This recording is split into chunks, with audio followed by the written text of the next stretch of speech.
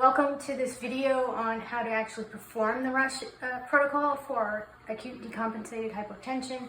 It helps you distinguish what kind of shock you have, either cardiogenic, obstructive, hypovolemic, or distributive. So we start with, remember the three parts of the rush protocol are the pump check, tank check, and pipes check. For the pump check, which is step one, we're going to be doing the four views of the heart, as well as the lung apices. So we'll start with that.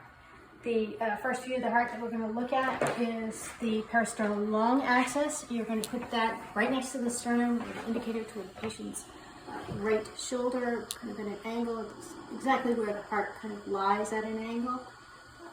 Sometimes you need to change your depth a little deeper because the heart sits pretty deep. There we go. So here we're going to look at the anterior leaflet excursion, that it hits the interventricular septum. We're looking at ventricular size, whether it's dilated or very contracted, whether it's hyperdynamic or hypodynamic. Okay? And once we see that, we're going to rotate about 45 degrees so that we can see the heart in peristernal short axis. And this is the donut view. This gives us a very good view, as you'll recall, of all the walls of the left ventricle. We can see if there are any wall motion abnormalities. We can also see if there's pericardial effusion around the heart.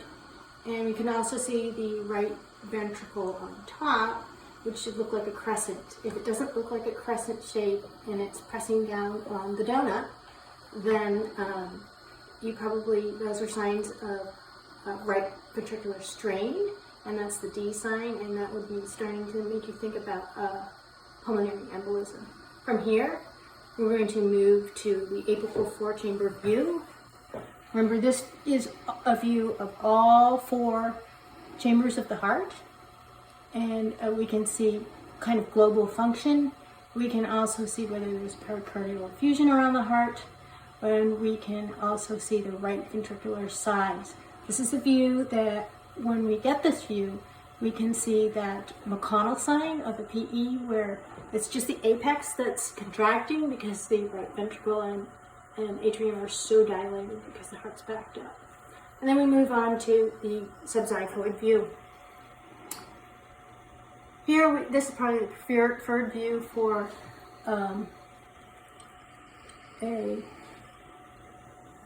looking for pericardial effusion or tamponade. And we again get all four views of the heart, but you can see the pericardium very well in this view. All right, so those are the four views of the heart, of the pump check. Now we're going to look at the lung apices. We want to make sure that the indicator is pointing toward the patient's head, and then we're crossing two ribs, so we get that nice bat sign. And you'll probably have to change your depth so that you can see the pleura. There we go. Good. So when we bring this in, we should see the pleura glistening back and forth, which is lung sliding, which we see, and A-lines. So that's very good. If you see that, you don't have a pneumothorax. If you don't see lung sliding and you're not sure, be sure to switch to M mode, line up the cursor on the pleura, and you should get, if you do have a lack of lung sliding, you'd have the bar cone sign. If you do see the seashore sign, then you don't have a pneumothorax. And we do the same thing on the other side. And I see nice lung sliding there. So that's good. So that's the end of the pump check. And then now we're going to move on to the tank check. And you'll remember that starts with the IVC, because the IVC gives us a really good idea of how much volume we have. If the AVC is normal, it's of a normal caliber and you have normal respiratory variation. You get that little wink back and forth. If it's flat, it means you don't have a lot of volume, and that would give you some idea about if you're thinking about hypovolemic shock or distributive shock, that would fit in that picture. If you have an obstructive shock or cardiogenic shock, you would expect the IVC to be very full and not have that respiratory variation. So you start around the subxiphoid process, and remember it's a little bit to the patient's right. And I see that nice wink there, so that's good.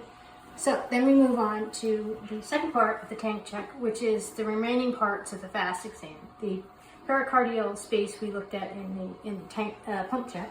So now we'll start on the right with the indicator toward the patient's head. And what we do is we find that kidney, there it is, very nicely. We're looking for Morrison's pouch here, the upper pole of the kidney, and we're looking for fluid in there, which we don't see. Then we'll slide inferiorly and make sure that we bring in the lower pole, making sure there are no anechoic fluid collections there, which we don't see. And then from there, we're going to slide toward the patient's head, so we bring the diaphragm into view. And then we have the patient breathe in. We're looking at the lower thoracic space, looking for any fluid collections there. You can breathe out. Very good. Nice curtain sign so we don't see anything there. So we repeat the same thing on the left. And we find our kidney. There it is. Very nice. Upper pole. Slide down, catch the lower pole. No fluid collections there. And then slide up toward the patient's head. Bring the diaphragm in and have them breathe in and out if they can. Go ahead. And up. Very good. So nothing in the left thoracic space. And then we go to the bladder exam toward the patient's head. Long axis, we find the bladder. We scan back and forth.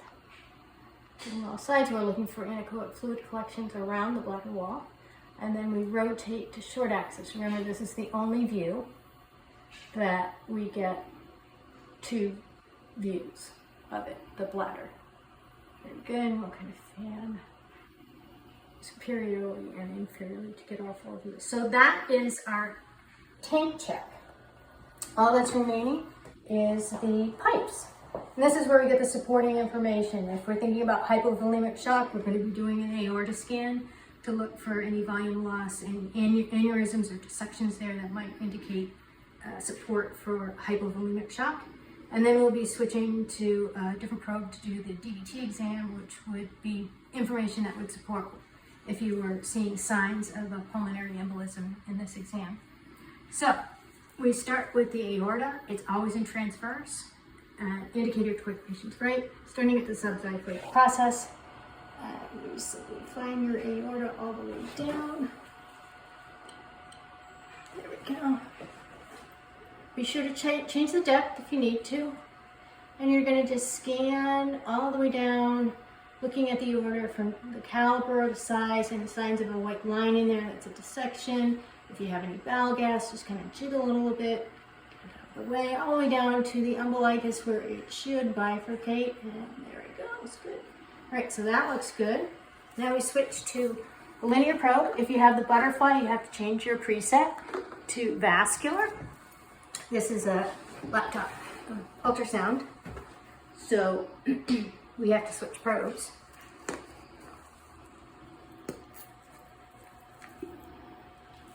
And it's always a good idea to just go ahead and put both sides gelled up. The patient doesn't usually like it, but it's faster, and if they're in shock, they're not there. Okay.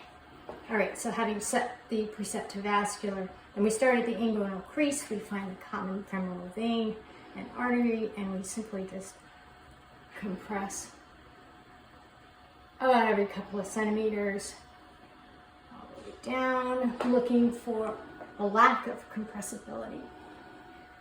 If you found that, and you had a pump check that was indicative of a pulmonary embolism, this would be good supporting evidence.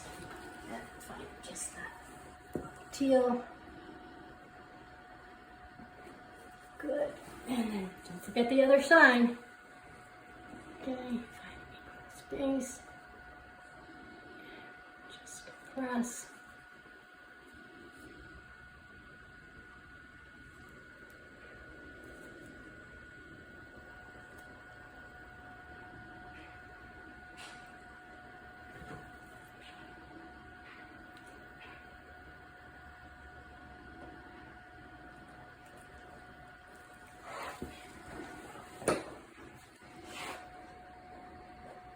Very good.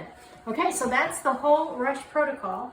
It took a little bit longer because I was explaining each step, but that you can see that if you're not explaining it and you have a patient in shock, you very easily can go head to toe thinking about each step and what you're looking for, and it will definitely help you determine what kind of shock you have and how you can effectively treat it. Obviously, if you have obstructive shock and you saw a very full IVC, you're not giving this patient fluids or blood to resuscitate them, you're giving them pressors. If you have a very flat IVC and you see signs of a very hyperdynamic heart and you have a positive fast exam, you know I have hypovolemic shock right from your rush exam. You know exactly how to resuscitate them and then get them definitive treatment. It's a nice, very helpful protocol. It saves lives.